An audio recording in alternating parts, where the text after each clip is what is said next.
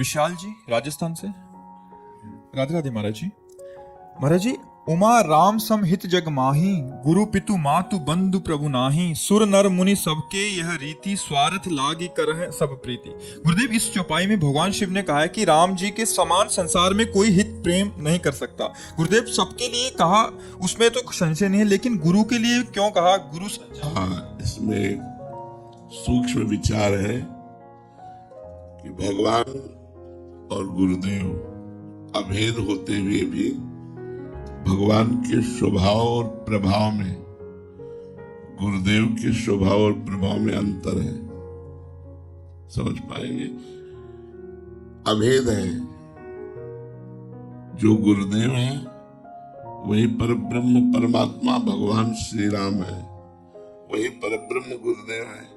गुरुर ब्रह्मा गुरुर विष्णु गुरुर्देव महेश्वर गुरु साक्षात परब्रह्म तस्मै श्री गुरुवे नमः। परब्रह्म परमात्मा गुरुदेव है और परब्रह्म परमात्मा भगवान राम है, लेकिन अंतर है। गुरुदेव हमारे शिक्षक के रूप में आए हैं, हमें गाइड करने के रूप में आए हैं। अगर थोड़ी भी गलती हुई तो हमारे लिए दंड विधान कर देंगे, अधिक गलती हुई तो हमारा त्याग कर देंगे, लेकिन भगवान नहीं। एक बार आचार्य श्री विठल नाथ जी महाराज और कृष्णदास जी वल्लभाचार्य भगवान के परिकर हैं, त्याग कर दिया आचार्य चरण ने कृष्णदास जी का। एक दिन कृष्णदास जी भ्रमण कर रहे थे तो एक दुकान में देखा गरम गरम जलेबी बन रही थी। बहुत प्यार करते थे श्रीनाथ जी से। एकदम मन में आया कि यार ये श्रीनाथ जी को भोग लगता तो आंख मूंदी और ध्यानस्थ होकर श्रीनाथ जी का ध्यान किया और थाल में भरकर भाव से जलेबी समर्पित की। तो जब विठलनाथ जी ने भगवान का पर्दा हटाया तो वहां देखा थाल में जलेबी पा रहे ठाकुर जी। तो उन्होंने कहा, जय जय, बाजार का भोग तो लगता नहीं, आप ये जलेबी कहां से पा रहे हैं? तो कहा कृष्णदास ने समर्पित किया है। तो कहा उनका तो हमने त्याग कर दिया है।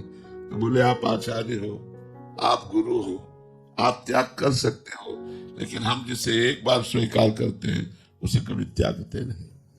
प्रभु का स्वभाव है विमुख भय निमिषो न अकृपा, जब चितए तब वैसे।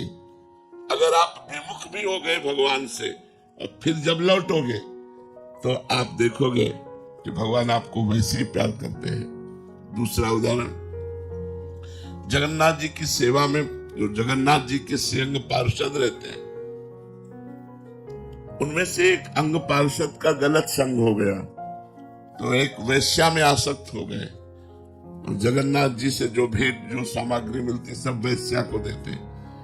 ये जब बात जगन्नाथ जी के पार्षदों को पता चली तो सबने संगोष्ठी की और उनको बैठाला और कहा आप या तो जगन्नाथ जी की सेवा स्वीकार करो या वेश्या का संग।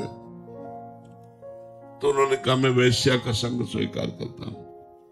हट गए जगन्नाथ जी की सेवा से, जगन्नाथ जी की सेवा छोड़ दी।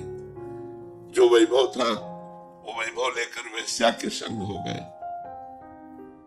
अब आप देखो, उन्होंने जगन्नाथ जी का त्याग कर दिया।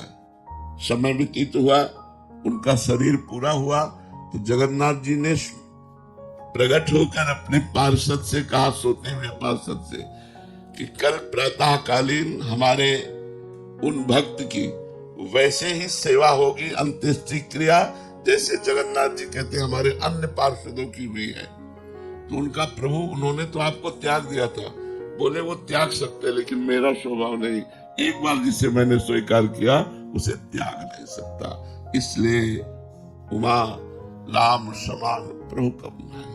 प्रभु ऐसा स्वामी ऐसा कहीं नहीं मिलेगा। जो आप कह रहे गुरु भाई माता पिता, इनमें सब में महिमा है अपनी अपनी, श्रेष्ठ भगवान की कृपा है। भगवान की कृपा से ही गुरु कृपा प्राप्त होती है और गुरु कृपा से ही भगवान की कृपा का परिचय प्राप्त होता है। पर यहाँ जो कहा उमा राम सम हित जग माही गुरु पितु मातु बंधु को है, उसका भाव यही है कि गुरु भी त्याग देगा तो भगवान नहीं त्यागेंगे। ये बात पक्की समझ लो। भगवान का स्वभाव है कि भगवान एक बार जिसे पकड़ लेते हैं उसे कभी छोड़ते नहीं है। वो चाहे कितना भी पतित क्यों ना हो जाए, लेकिन गुरु त्याग कर देंगे।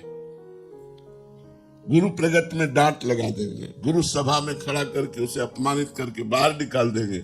लेकिन मेरे भगवान इतने करुणामय है कि उसको भी भगवान कृपा करके साम दाम दंड भेद से सीधे लाकर एक दिन महान भक्त बनाकर ही छोड़ेंगे। अच्छा, स्वार्थ लाग करे सब प्रीति, ये पक्की बात है। लेकिन दो को गोस्वामी जी ने कहा, स्वार्थ रहित जग जुग उपकारी, तुम तुम्हार सेवक असुरारी। स्वार्थ रहित जो दो हैं, एक तो भगवान और एक भगवान का प्रेमी महाभागवत भक्त।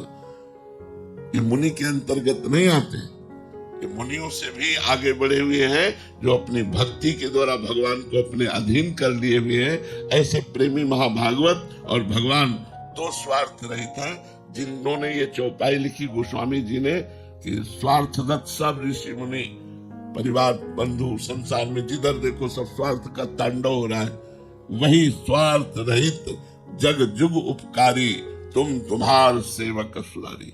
बात समझ में आ रही ना?